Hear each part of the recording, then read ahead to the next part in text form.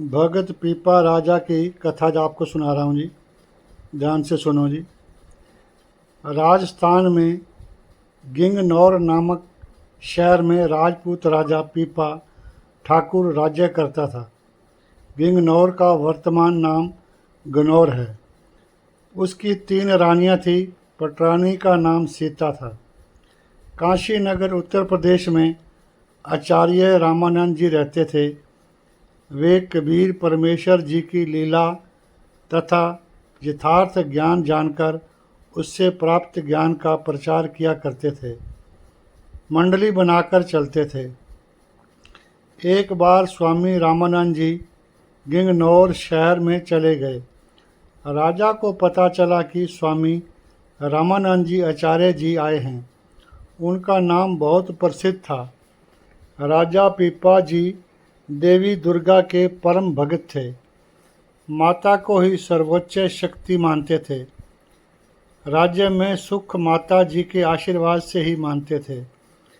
राजा को पता चला कि स्वामी रामानंद जी माता दुर्गा से ऊपर परमात्मा बताते हैं और कहते हैं कि माता दुर्गा की शक्ति से जन्म मरण तथा 84 लाख प्राणियों के शरीरों में कष्ट उठाना समाप्त नहीं हो सकता। राजा को यह सुनकर बहुत अच्छा नहीं लगा। राजा ने स्वामी जी को अपने घर बुलाकर पूछा कि आप कहते हो कि दुर्गा देवी जी से ऊपर अन्य परम प्रभु है। माता की पूजा से जन्म मरण 84 लाख प्रकार के प्राणियों में भ्रमण सदा बना रहेगा। जन्म मरण तथा 84 लाख प्रकार की योनियों वाला कष्टपूर्ण परमात्मा की भक्ति के बिना समाप्त नहीं हो सकता। राजा ने बताया कि मैं प्रत्येक अमावस को माता का जागरण करवाता हूँ, भंडारा करता हूँ। माता मुझे प्रत्यक्ष दर्शन देती है, मुझसे बातें करती है। स्वामी रामानंद जी ने कहा कि आप माता से ही स्पष्ट कर लेना, हम 6 महीने के पश्चात फिर इस ओर आएंगे, तब आपसे भी मिलेंगे। स्वामी जी चले गए। अगली अमावस को राजा ने जागरण करवाया। माता ने दर्शन दिए।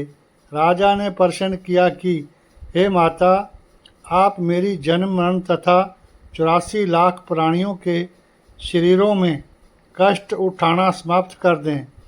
श्री देवी दुर्गा जी ने कहा कि राजन, मेरे राज्य में सुख मांग लो, तेरे राज्य में सुख मांग लो, राज्य विस्तार मांग ले, वह सब कर दूंगी, परंतु जन्म मरण तथा 84 लाख वाला कष्ट समाप्त करना मेरे बस से बाहर है। यह कहकर माता अंतर्ध्यान हो गई। राजा पीपा ठाकुर बेचैन हो गया कि यदि जन्म मरण समाप्त नहीं हुआ तो भक्ति का क्या लाभ। स्वामी जी कब आएंगे? 6 महीने तो बहुत लंबा समय है।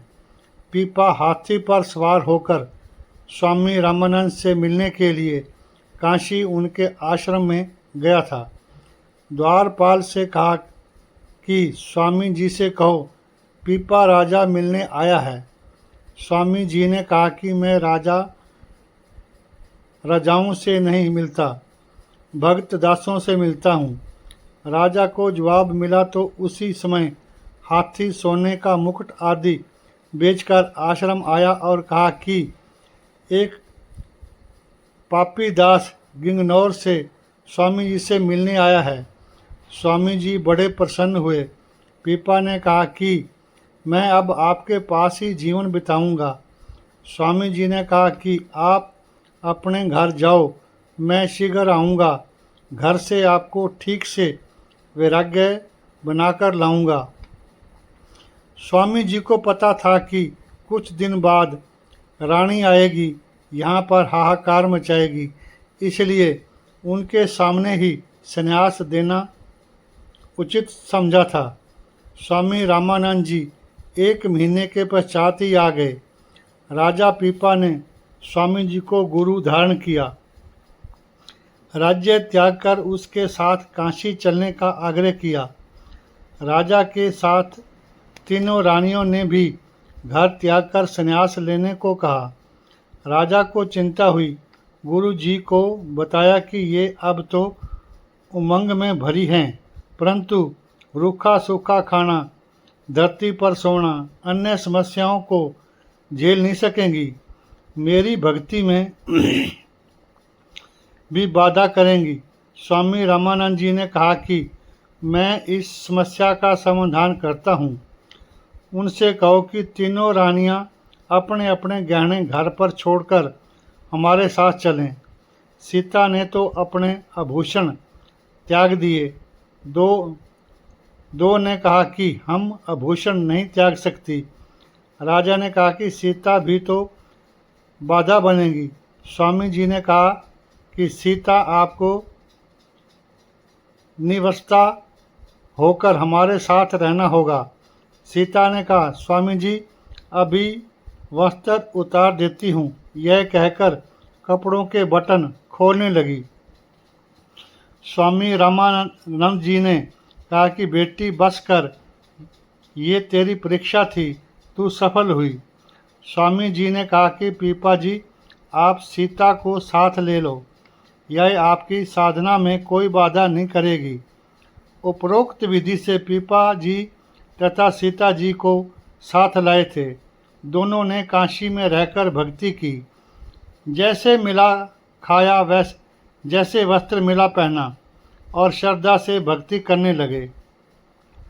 पीपा सीता 7 दिन दरिया में रहे और फिर बाहर आए। भक्त पीपा और सीता सत्संग में सुना करते थे कि भगवान श्री कृष्ण जी की द्वारका नगरी समुंदर में समा गई थी। सब महल भी समुंदर में आज भी विद्यमान हैं। बड़ी सुंदर नगरी थी। भगवान श्री कृष्ण जी के स्वर्ग जाने के कुछ समय उपरांत समुंदर ने उस पवित्र नगरी को अपने अंदर समा लिया था। एक दिन पीपा तथा सीता जी गंगा दरिया के किनारे काशी से लगभग 400-500 किलोमीटर दूर चले गए। वहाँ एक द्वारका नाम का आश्रम था। आश्रम से कुछ दूर एक वृक्ष के नीचे एक पाली बैठा था। उसके पास उसी वृक्ष के नीचे बैठकर दोनों चर्चा करने लगे कि भगवान श्री कृष्ण जी की द्वारका जल में है, पानी के अंदर है, पता नहीं कहाँ पर है। कोई सही स्थान बता दे तो हम भगवान के दर्शन कर लें। पाली ने सब बातें सुनी और बोला, कौन सी नगरी की बात कर रहे हो? उन्होंने कहा कि द्वारका की। पाली ने कहा, वह सामने द्वारका आश्रम है। पीपा सीता ने कहा, यह नहीं जिसमें भगवान कृष्ण जी तथा उनकी पत्नी वह ग्वाल गोपियाँ रहती थी। पाली ने कहा, अरे वह नगरी तो इसी दरिया के जल में है। यहाँ से 100 फुट आगे जाओ, वहाँ नीचे जल में द्वारका नगरी है। संत भोले तथा विश्वासी होते हैं। स्वामी रामानंद जी प्रचार के लिए 15 दिन के लिए आश्रम से बाहर गए थे। दोनों पीपा तथा सीता ने विचार किया कि जब तक गुरु जी प्रचार से लौटेंगे तब तक हम भगवान की द्वारका देख आते हैं। दोनों की एक राय बन गई। उठकर उस स्थान पर जाकर दरिया में छलांग लगा दी। आसपास खेतों में किसान काम कर रहे थे। उन्होंने देखा कि 2 स्त्री पुरुष दरिया में कूद गए हैं, आत्महत्या कर ली है। सब दौड़कर दरिया के किनारे आए। पाली से पूछा कि क्या कारण हुआ, ये दोनों मर गए, आत्महत्या क्यों कर ली? पाली ने सब बात बताई। कहा कि मैंने तो मजाक किया था कि दरिया के अंदर भगवान की द्वारका नगरी है। इन्होंने दरिया में द्वारका देखने के लिए प्रेषी कर दिया, छलांग लगा दी। बड़ी आयु के व्यक्तियों ने कहा कि आपने गलत किया, आपको पाप लगेगा। भगत तो बहुत सीधे साधे होते हैं। सब अपने अपने काम में लग गए। यह बात आसपास गांव तथा काशी में आग की तरह फैल गई।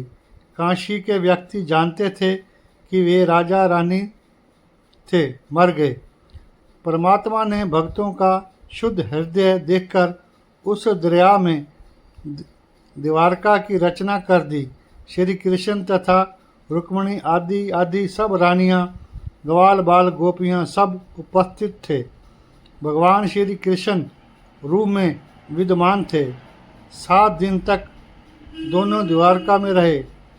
चलते समय श्री कृष्ण रूप में विराजमान परमात्मा ने अपनी उंगली से अपनी अंगूठी निकालकर भक्त पीपा जी की उंगली में डाल दी, जिस पर कृष्ण लिखा था।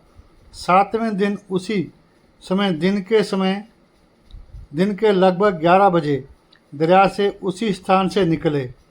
कपड़े सूखे थे। दोनों दरिया किनारे खड़े होकर चर्चा करने लगे कि अब कई दिन यहाँ दिल नहीं लगेगा। खेतों में कार्य कर रहे किसानों ने देखा कि ये तो वही भक्त भक्तनी हैं जिन्होंने दरिया में छलांग लगाई थी।